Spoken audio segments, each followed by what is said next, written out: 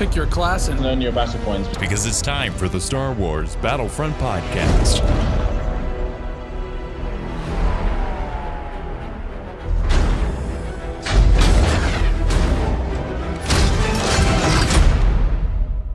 Welcome to episode 169 of the Star Wars Battlefront podcast. I'm your host, Sage Goodwin, joined by my brother and co-host, Sam Goodwin. Hello there. In this episode, we'll be going over a message from friend of the podcast, Jonah Wesley, as well as going over the community transmission for the Star Cart changes. Let's get started. Let's get started with the community transmission. Incoming transmission. Over the last few months, we've made a number of changes to Star Cards. Whether it's a tweak here and there or it's adding health on kill to all heroes, there's one bit of feedback that we've heard from you though, and that revolves around the health on kill cards, and that you would like to see them become passive. We agree, and a few months ago we confirmed we would be working on this. Fast forward to the present day, and we've now reached the point where we're ready to deploy the changes into the live servers. This means that coming within this month's update, all heroes will have health on kill as a passive ability. We'll kill. But what happens to the star cards? Rather than just removing the star cards, we will be replacing them with brand new ones for each and every hero. All of the new cards will retain the same level as the health card that it will be replacing. The new cards: Boba Fett, new card, Born to Fly. Boba Fett's abilities cooldown are faster while in air, but his health regeneration starts 1.5 seconds later. Makes him a little better. I don't see him like becoming amazing from this, though. So one step closer to making a Boba great again. A small step. It's usually 2 steps forward, 1 step back. This is probably a step back. Boba Fett's actually kind of good at really higher levels, though. And a lot of these heroes just are really weak, lower level, and that's kind of why I haven't really leveled them up, because they're so hard to play at this point. Darth Vader. Surrounded by fear. When killing an enemy, Darth Vader gains stamina back. That one's pretty good. I could definitely see this one being useful in heroes versus villains when you're in a tight corner and you need your stamina.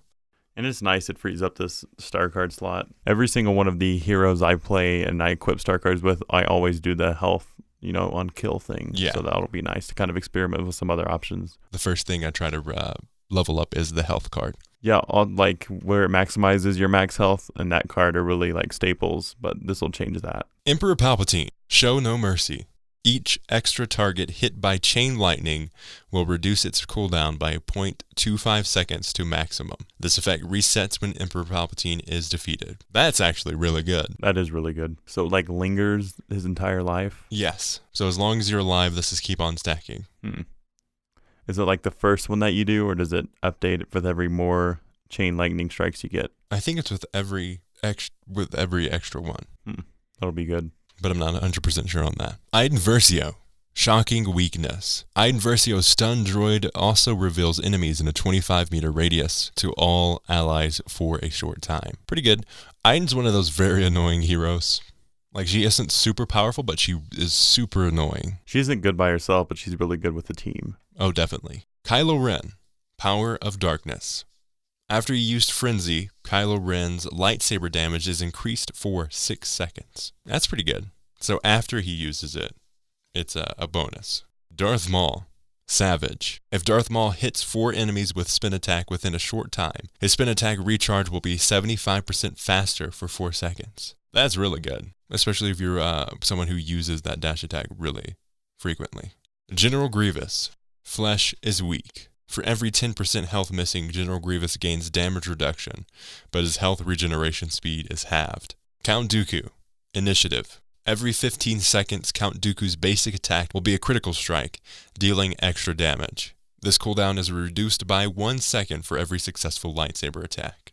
Captain Phasma. Blaster Inspection. Every time she kills an enemy, Captain Phasma and friendly troopers around her gain a permanent 3% decrease to their blaster overheat per bolt to a maximum. This effect resets when Captain Phasma is defeated. Chewbacca. Impervious. Every time Chewbacca deals a threshold of 200 combined damage with any ability, he gains 2% damage reduction to a maximum. This effect resets after Chewbacca is defeated. Han Solo. Smuggler's Wits. Han Solo gains an extra dodge ability charge, but all cooldowns are increased. One's alright. It These all seem pretty balanced, though. Leia.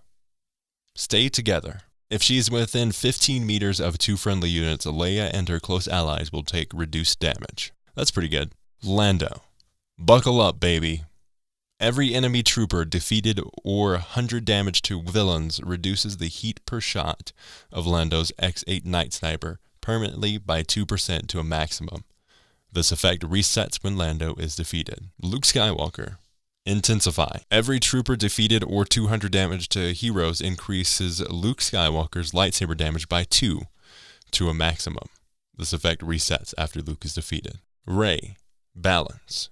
Rey gains an extra dodge ability charge, but her stamina drains faster. Yoda. Size matters not. I can't. It's too big. Size matters not. Look at me. Judge me by my size, do you? And where you should not. For my ally is the Force. When the bonus health of Present depletes, it heals for some of the damage it prevented, but its cooldown is increased by 13 seconds. Obi-Wan. Safeguard. After blocking 10 blaster shots, 2 abilities or lightsaber attacks with his block, Obi-Wan gains a permanent reduction of 2% to all his stamina costs to a maximum. This effect resets when Obi-Wan is defeated. Anakin. Steamroll. Every enemy trooper defeated or 200 damage to villains decreases all of Anakin's stamina costs by 2% to a maximum. This effect resets after Anakin is defeated. Finn. In charge. During Undercover Team, Finn will grant a damage reduction of 2% for each trooper defeated or 100 damage to villains to a maximum to all friendlies affected. This bonus stays for the next use of the ability but resets when Finn is defeated. All of these updates will be going into the August update, which is currently scheduled for release on August 28th. We'll be back with more info on this month's update as well as the future of Star Wars Battlefront 2 at Gamescom later this month. Pretty good. This is something that we missed because that was posted July 24th. But that's pretty awesome to see. That's cool. It's kind of similar to what they did in Battlefront 2015 when they kind of added something new to every different hero. So that's really neat. I mean, they were kind of just doing kind of a general type thing with the passive there, but really cool. Yeah. Going to be interested to see how that turns out. Because it's kind of like the original Battlefront almost on the PS2 where, the more enemies you killed, you kind of got your health back. Mm-hmm. The difference is that you don't, automatically degenerate your health. But I wonder, what's the amount of health you gain for each kill? Probably only 3 or 4, huh? Possibly. I think they would go with a middle ground of what they had before. I know Bosk ability, his passive in Battlefront 2015, it gave him 3 health per kill. And that depended on how much his trait went up. Yeah. But I assume that's the kind of amount they're going for here, just so it doesn't become too overpowered. Yeah, it's more than likely not going to be super overpowered. But if you get a crazy amount of kills, that does add up pretty quickly. Exactly. So it's good. I'm glad that they're adding it as a passive ability, and it's something that a lot of the people were automatically using in any of the heroes. It's kind of like the jump pack in Battlefront 2015. You only had 2 slots basically because everyone had the jump pack. Yeah. So it does free up that extra slot because I would have killed to have them add the jump pack as a passive in Battlefront 2015.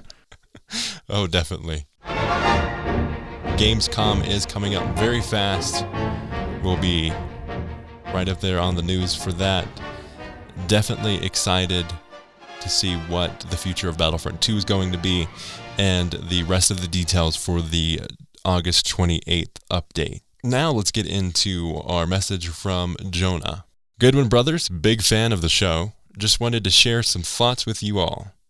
I love Battlefront, been playing Battlefront 2 since launch and have loved Battlefront since I played the original back in 2004.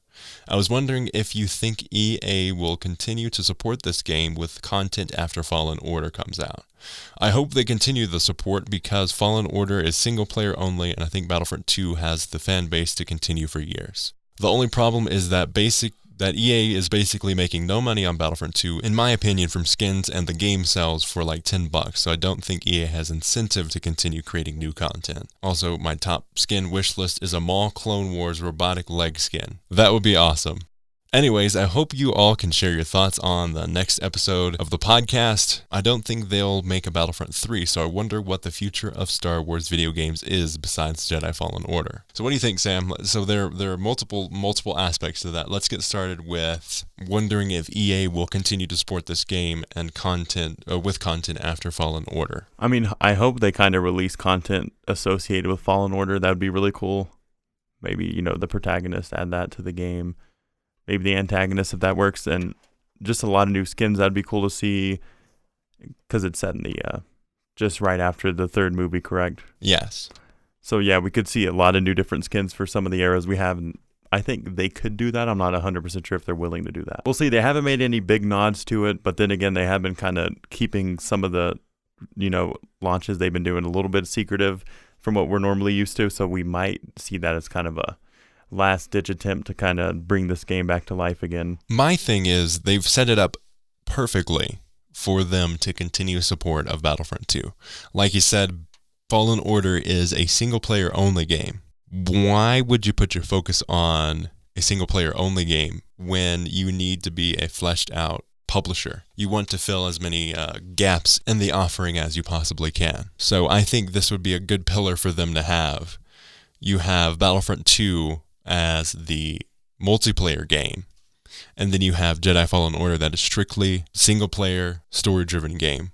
So I think those are two pillars that they should keep specifically on different levels. And I guess it depends on what you define as new content. I mean, some people would define that as new heroes, villains, and maps. And I guess what they're doing right now is technically new content. They're adding little stuff every once in a while, but it's still nothing like, crazy big. But I hope after the game does come out, they keep doing some more bigger updates every once in a while. I'm fine with kind of the smaller stuff to buy them some time to, release some bigger, more substantial things to the game. I definitely think something big is going to be announced at Gamescom, which is why there's so much secrecy around it. Definitely, yeah. They're kind of the last line they said kind of teased it a little bit because they were kind of being reserved about it. Yeah, they're going to be featuring the future of Battlefront 2. And I expect that to be quite big. If we were going to have a third game, it would have already been rumored now. This would be the time frame that they would be releasing it. So I think it's interesting that we won't be getting, technically this would be the Battlefront 3 time frame was when Fallen Order would come out. So I think that sets it up perfectly for Jedi Fallen Order to be its own thing. What, every 2 years? Yeah, so Battlefront 2015 and then Battlefront 2 2017.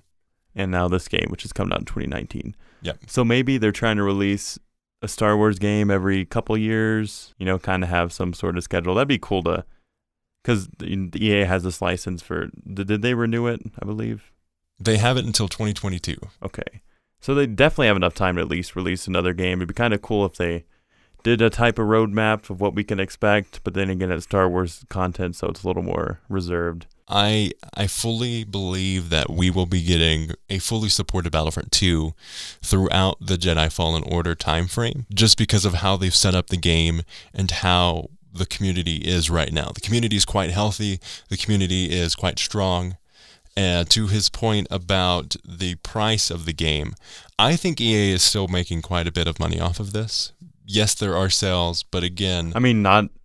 I definitely would say it's not as consistent as most other, in-game purchase-driven games, because basically they're just making their money off the, what you buy up front, because all the DLC is free. Otherwise, the only income they're getting is via the crystals. So I don't know. I feel like it's self-sufficient. They shouldn't be losing money off of it, but then again... Yeah, I don't think that they're losing money off of it. And that's the reason they make sequels, video game companies, is so they can get another installment in the game, even early games, like to where they didn't have access to the internet to release downloadable content. They would release sequels so frequently just so they could get more money like that. And if they're doing this format to where it's not really, because I have no incentive to buy any crystals ever. Like, I'm not tempted to buy anything. I'm not like arguing with myself, dang, I don't need to do this. Literally have no ambition to buy any of those. Yeah. So maybe they're trying to do in this format, they would need to make another game to make that sort of money, but I don't see that happening in the near future. It depends on how they approach skins going forward, because right now the skins are kind of lackluster. Yeah, just make it more desirable. I mean, I can just farm the game and then buy these things. It's not like the biggest thing. I don't want all of these skins. Like, there's only a couple that I'd even be interested in wearing. Otherwise, the default's perfectly fine. They haven't really nurtured a culture of skin buying, like Fortnite or even Apex, PUBG. Those all really nurtured the idea of buying skins and customizing it to your specific playstyle. For sure. And I think EA is definitely lacking on that aspect. And it might have something to do with they're kind of scared to do it because they got all the backlash at the beginning of the game. So they might be a little hesitant to lose more players in the fan base. But I'm not sure how their mindset is going forward. But if they made good content for, a decent price, I would definitely consume that and, purchase that and give them some of my money. And like you said, Robot Mall skin would be quite epic. And Fortnite charges $20 for a skin, so make that $15. But I don't know, the crystal format's kind of strange and kind of hard to comprehend. So maybe make it a little simpler, and then I don't know. They just need to revamp that whole thing if they're interested in making money. I don't care either way. I'm just gonna enjoy the game. But that's more on their side. If they're really doing poorly monetarily wise, then they need to kind of revamp it. They're definitely making money. That's indicative with the support that we've gotten so far. Yeah, for sure. They're not going to support a game that they're losing money off of. But it's definitely not as much as other games and not as much as the potential that they could be making off of it. Yeah, but we don't know 100% for sure. It's just ideas, theories, and hypotheses. But I definitely think that they are going to support the game in the future. I think that they are making enough money to make that a priority. And definitely with the support of the game, they're slowly but surely earning our trust back, which was definitely questioned when this first game came out. And finally, we're getting more YouTubers and more people in the game media industry realizing that this game is something that is supported, it's something that is growing, it is something that is completely changed from launch. So that's always good.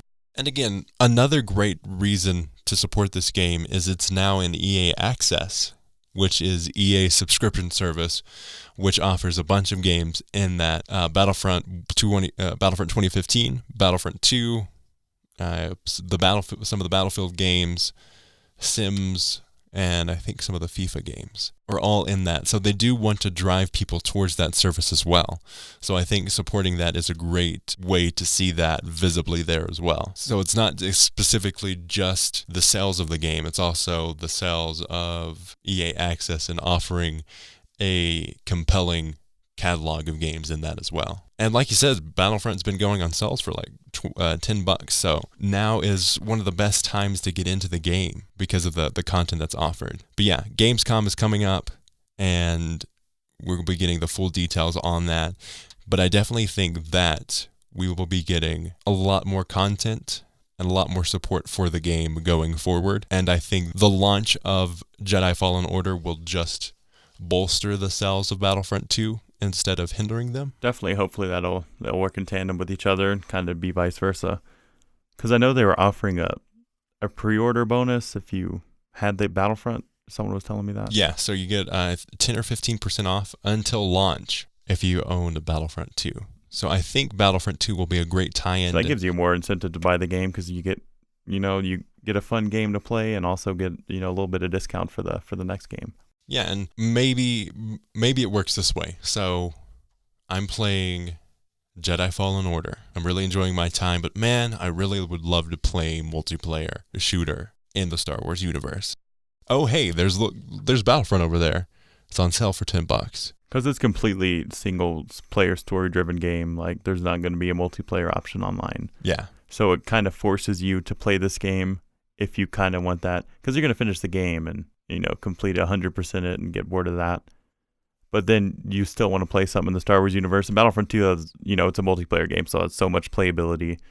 So hopefully they'll work with tandem with each other. If you're playing Battlefront 2, you want a single player type thing, and the campaign's not cutting it for you. You just go over to Fallen Order. Yeah, and I think that's the advantage EA has with its creation of and its hold over the Star Wars license for video games, is they can cross promote like this. Maybe if you buy maybe if you buy Jedi Fallen Order, you get a discount for Battlefront. It'd be cool if you could do like get trophies in Fallen Order, and somehow that could give you crystals within the game of Battlefront 2. It'd be really cool if they had like a symbiotic relationship, and you benefited from playing both games in each game. Yeah, definitely. I would love to see that tie-in. Maybe you get Battlefront 2 credits for playing the game. Like, that could be fun. What do you expect to see at Gamescom? I mean, I would hope to see a new map or game mode, maybe even a hero or villain, but I'm kind of just keeping my expectations pretty low, because if they do underwhelm us, I won't be too disappointed, which is kind of the way to go when you're expecting EA games and stuff. Games Sadly. in general. Yeah, just games in general, movies, anything really. So be more pessimistic about it, but I mean, I hope we get some more content, maybe an updated roadmap that gives a little more detail towards us. And hopefully they're honest about the entire thing, because EA Play was kind of hazy on some of their things they were saying. So be brutally honest, make sure we all understand what you're saying, and hopefully get some new content in the process. Yeah, set the expectations as they should be set, instead of leaving them open to interpretation and getting blown out of proportions, and then having a story in the media where it's like, oh, Battlefront 2 promises this but does not deliver. Because like most people are only watching the first 5 minutes of the thing and then leaving, and if you don't, say what you need to say about, the honest truth of what's going to come out, then it gets misconstrued, and then people get disappointed when they find out the truth. Because I know the first time, they announced Darth Maul and all the new wave of heroes and villains, people thought it was going to be in, teams of 2, they would be released. But it ended up just being one at a time, and that kind of gave some disappointment to the fans. General Grievous and... Correct. Just, the wave of the new heroes and villains. And if you did only watch the first few minutes, I can completely understand why you would think that, because it's a little clickbaity. It seemed like they were all going to be launched in one huge update. And why wouldn't they? Because they've always done that in the past. Yeah. But they did spread it out, and we were kind of confused on that. They spread it out in a way that was very confusing. Furthermore, is because they said, oh yeah, it seemed like they were going to all launch it at once. And then it was going like, okay, this is going to be in this section and this section. And then they broke it down further and separated it even more. So hopefully they're pretty transparent about the whole process, and we get some stuff that we're looking forward to. And, if I have something to look forward to, I'm going to be more likely to play the game, because, you get prepared for it. I think that's about it for this episode of the Star Wars Battlefront podcast. Thank you so much for listening. I've been your host, Sage Goodwin. And I'm Sam Goodwin. You can follow us on Twitter at SWB Podcast, twitter.com/SWB Podcast. We would appreciate it there. Try to be as active as possible there. We always have room to improve, so definitely let us know what you like to see more of. Another great thing for Twitter is letting us know what your thoughts on the show is, what you would like to what you would like us to cover, thoughts on what was covered, and just let us know. You can support us on Patreon, patreon.com/Battlefront Podcast, like Joseph Loera, or through PayPal, like Daniel Schilling, paypal.me/tie-dye-sheep, TYEDYESHEEP. Our YouTube channel is youtube.com/The Star Wars Battlefront Podcast, and our Gmail is battlefrontpodcast@gmail.com. Definitely let us know your thoughts there as well. We'd love to hear it. Also, our DMs are now open on Twitter, so if you'd like to send us some thoughts, you can send us it through that way as well. You can listen to the show on iTunes, SoundCloud, Stitcher, Google Play, Apple Podcasts, YouTube, wherever you find podcasts, you can listen to this show. As always, thanks for listening. And may the Force be with you. Welcome to the Star Wars Battlefront podcast. I said welcome to the Battlefront podcast.